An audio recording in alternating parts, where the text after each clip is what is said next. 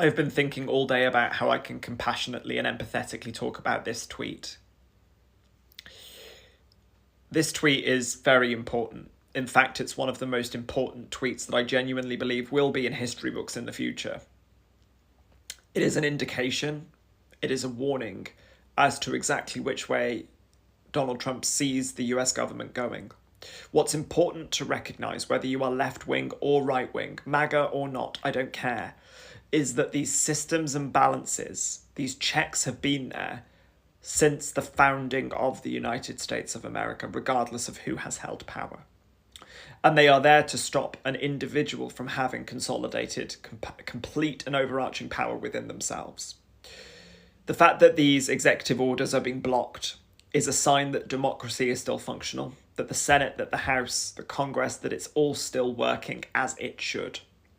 The moment that he oversteps those boundaries as set by the judiciary, as is constitutional, is the moment that democracy turns to dictatorship. And one individual would have complete consolidated power within himself to do whatever he wanted, both nationally and internationally. He has sent out a very clear black and white warning that that is where he's at. That regardless of what is on paper, regardless of what is the law, regardless of what is the Constitution, he doesn't plan to abide by it. Playing by the rules and by the systems is no longer the intention, if it ever was to begin with. And his mindset is very much focused on completely unquestioned, unbridled power, just with himself. It is no longer a democracy of what the United States of America wants as people. It is about what he wants as a person. That should be incredibly worrying. And to put that into some perspective, when the Declaration of Independence was signed, the British monarch didn't even have the sort of power that he is advocating for in this tweet. Even at that time in history, the British monarch still had to put things through government. There still had to be approval of policy. There still had to be checks. There still had to be balances.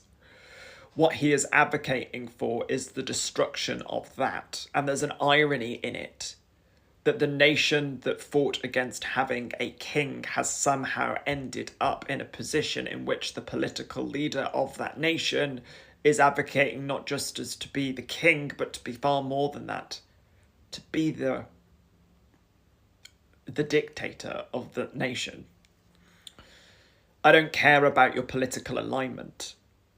It isn't really of any interest to me, because these systems have existed regardless of what your political alignment or what you voted for in your life, what your parents, what your grandparents have voted for in their lives. These systems were in place. The idea that those systems could be removed and one individual could have that amount of unchecked power is incredibly, incredibly worrying. I get a lot of comments on my videos, and they are really hard to stomach sometimes, because they are things like help us and, you know, no one's coming. No one is coming. We can't. We have no authority, power, or money, or anything to get involved in the internal politics of a nation like that, of your nation like that. No one is coming. On the international world stage, J.D. Vance is making enemies on every corner of the map. There is absolutely nothing that we can do for you right now. It's on the American people to call your Congress members to take this seriously, to do what you have to do, to ensure that you remain in a legal, law-abiding democracy with checks, balances, and structures in place to protect you and your family and your friends and your loved ones. You've just got to do what you can do. Get a copy of the Constitution, read it, and understand it. Read it from cover to cover, memorize it. You need to know where your rights lie. And you have got time.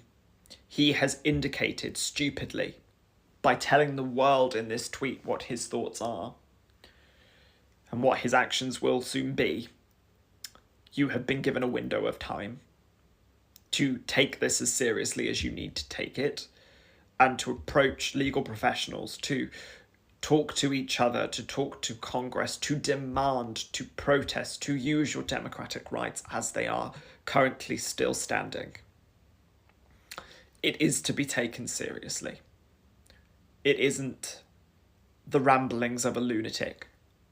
I mean, it is, but that lunatic just so happens to be the President of the United States of America, so I'm not willing to park that and just put this down to, oh, this is just some lunatic. He's nuts, he's just rambling nonsense again, as he always does. I'm not willing to gamble like that, personally. The rules of the game are changing, and they are changing in his favour as he wants them to. And it is up to the lawmakers and the government and the elected officials and the councillors and the Congress members and the citizens of the USA to do what they can while you can to stop this decline, which is, the writing is not just on the wall. It couldn't be clearer. Could it? My loves, really? When someone puts out a tweet like that in his position, it is to be taken seriously. It's not just to be chalked up to a load of nonsense by a orange buffoon. It is to be taken seriously. And the rest of us just have to wait, because ultimately we aren't coming to your side and to your aid. We cannot come to your side and to your aid. It's just not possible. Help has to come from within.